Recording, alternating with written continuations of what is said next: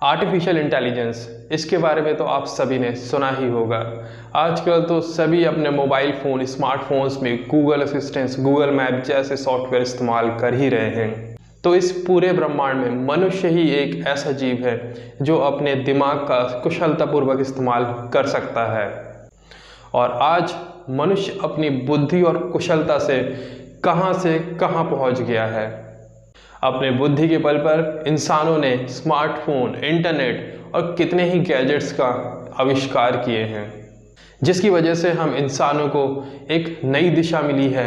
Technology के क्षेत्र में इंसानों ने इतना विकास कर लिया है कि उसने अपने ही जैसे सोचने, समझने और अपने दिमाग का इस्तेमाल करने वाले मशीन तैयार कर रहे हैं, जो बिल्कुल इंसानों की तरह ही कार्य करने की क्षमता रख सकता है। उसे ही हम आर्टिफिशियल इंटेलिजेंस कहते हैं।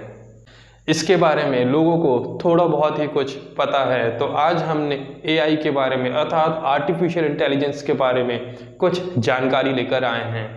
जैसे आर्टिफिशियल इंटेलिजेंस क्या है, इसकी शुरुआत किसने की, इसका कहाँ उपयोग हो रहा है, इसके क्या नुकसान हैं, क्या फ़ायदे हैं, इन सभी के बारे में आज बात करेंगे। तो चलिए मैं अपना इंट्रोडक्शन आप सभी को करवा देता हूं। मेरा नाम है मनोज, आप देख रहे हैं मेरे चैनल राइटर मनोज शाह। इसी तरीके के वीडियोस मैं अपने चैनल पर लेकर आता रहता हूं। अगर आप मेरे चैनल पर नए हैं तो मेरे चैनल को लाइक, सब्सक्राइब और शेयर ज़रूर कर दें। साथ ही साथ आप नोटिफिकेशन बेल को भी दबा दें, जिससे आपको आने वाले नए वीडियोज़ के नोटिफिकेशन मिलते रहें।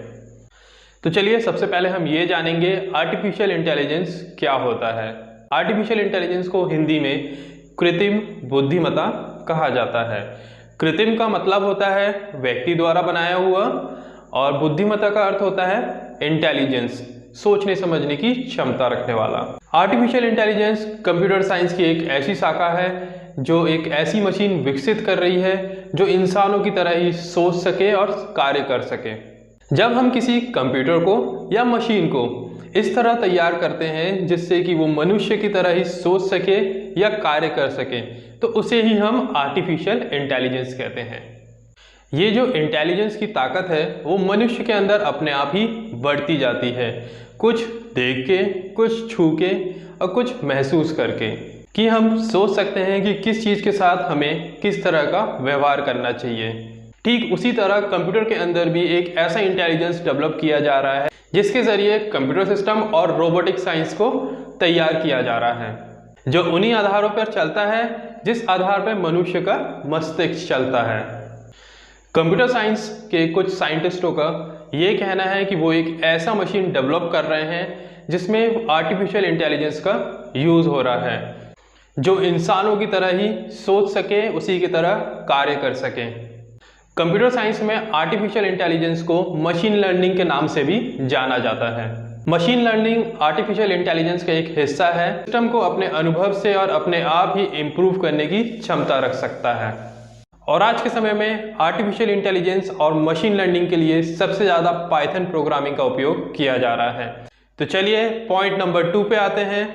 आर्टिफिशियल इंटेलिजेंस की शुरुआत किसने की? जब इंसान कंप्यूटर की ताकत की असली खोज कर ही रहा था, तब मनुष्य के दिमाग में आया कि क्या एक मशीन इंसानों की तरह सोच और समझ सकता है। इस सोच से ही आर्टिफिशियल इंटेलिजेंस की शुरुआत हुई।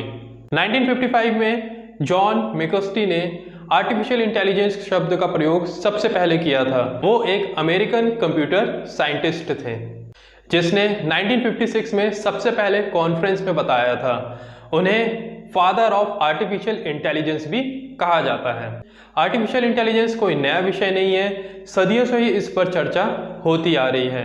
बहुत सारे फिल्म भी इसी आधार पर बने हैं, जैसे मैट्रिक्स, टर्मिनेटर, रोबोट्स। ये सारे फिल्मों का आधार आर्टिफिशियल इंटेलिजेंस ही है। तो चलिए पॉइंट नंबर 3 पे आते हैं। आर्टिफिशियल इंटेलिजेंस का उपयोग कहाँ किया जाता है? आज टेक्नोलॉजी और बिजनेस के क्षेत्र में काफ़ी ज़्यादा चर्चा है आर्टिफिशियल इंटेलिजेंस का, और साथ ही साथ आर्टिफिशियल इंटेलिजेंस के कितने ही प्रोडक्ट और आर्टिफिशियल इंटेलिजेंस के कितने ही ऐप इस्तेमाल हो रहे हैं। गूगल अपने कई क्षेत्रों में आर्टिफिशियल इंटेलिजेंस का उपयोग करता है, लेकिन गूगल मैप में इसने आर्टिफिशियल इंटेलिजेंस का सबसे अच्छा उपयोग किया है। गूगल हमारे लोकेशन को ट्रैक करता है और हमें सही रास्ता बताने के लिए आर्टिफिशियल इंटेलिजेंस एनेबल मैपिंग का भी इस्तेमाल करता है।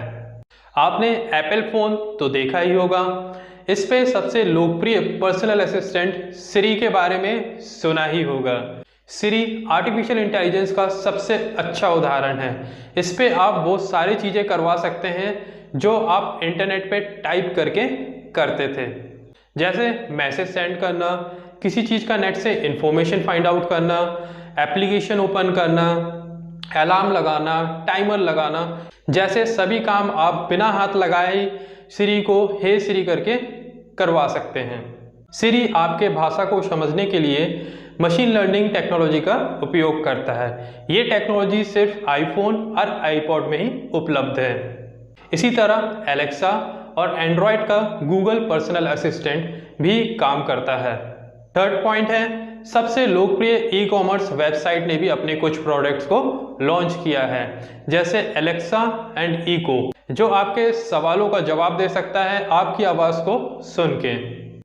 फोर्थ पॉइंट है, आर्टिफिशियल इंटेलिजेंस सिर्फ मोबाइल या स्मार्टफोन में ही नहीं, साथ ही साथ आपके ऑटोमोबाइल सेक्टर में भी उपयोग किया जा रहा है। अगर आपको कार पसंद है तो आपको टेस्ला कार के बारे में भी जानकारी होगी। ये एक सेल्फ ड्राइविंग कार है। ऐसे ही और कितने सारे कार हैं जो आने वाले समय में और भी ज़्यादा स्मार्ट हो जाएंगे। फिफ्थ पॉइंट है, आर्टिफिशियल इंटेलिजेंस का उपयोग मैन्युफैक्चरिंग फैक्ट्रीज में भी जोरों से किया जा रहा है। पहले जिस काम को करने के लिए हज़ारों लोग लगते थे, आज वो मशीन की मदद से जल्दी और बेहतर किया जा रहा है। हम वीडियो गेम्स, वेदर फोरकास्टिंग और हेल्थ के लिए भी आर्टिफिशियल इंटेलिजेंस का उपयोग कर रहे हैं। चलिए अब बात करते हैं आर्टिफिशियल इंटेलिजेंस के फ़ायदे और नुकसान के बारे में। तो सबसे पहले फ़ायदे के बारे में बात कर लेते हैं। फर्स्ट पॉइंट है कम त्रुटियाँ। आर्टिफिशियल इंटेलिजेंस के इस्तेमाल से त्रुटि विहीन कार्य आसानी से किए जा सकते हैं, क्योंकि आर्टिफिशियल टेक्निक में सिर्फ एक बार मशीन में इंफॉर्मेशन डालनी होती है और उसके बाद मशीन खुद से प्रोसेस करने का अनुकूल रिजल्ट देती है। सेकंड पॉइंट है तेज निर्णय। आर्टिफिशियल इंटेलिजेंस के उपयोग से मशीन निर्णय लेने में फास्ट होगी। जैसे अगर हम विंडो में चेस गेम खेल रहे हैं तो कंप्यूटर को हराना मुश्किल हो जाएगा, क्योंकि फीड किए गए एल्गोरिथम के कारण कंप्यूटर तेज़ी से अपनी चाल चल सकने में सक्षम होगा। थर्ड पॉइंट है दैनिक अनुप्रयोग। आजकल एप्पल के सिरी, विंडो का कोर्टाना, गूगल माई असिस्टेंट जैसे अनेक सॉफ्टवेयर द्वारा हम आसानी से अपने लाइफ के मज़े ले सकते हैं।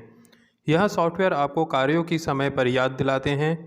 इसके अलावा बहुत कुछ कार्य कर सकते हैं, वैसे ही जैसे इंसानी असिस्टेंट करते हैं। पॉइंट नंबर 4 है कोई ब्रेक नहीं।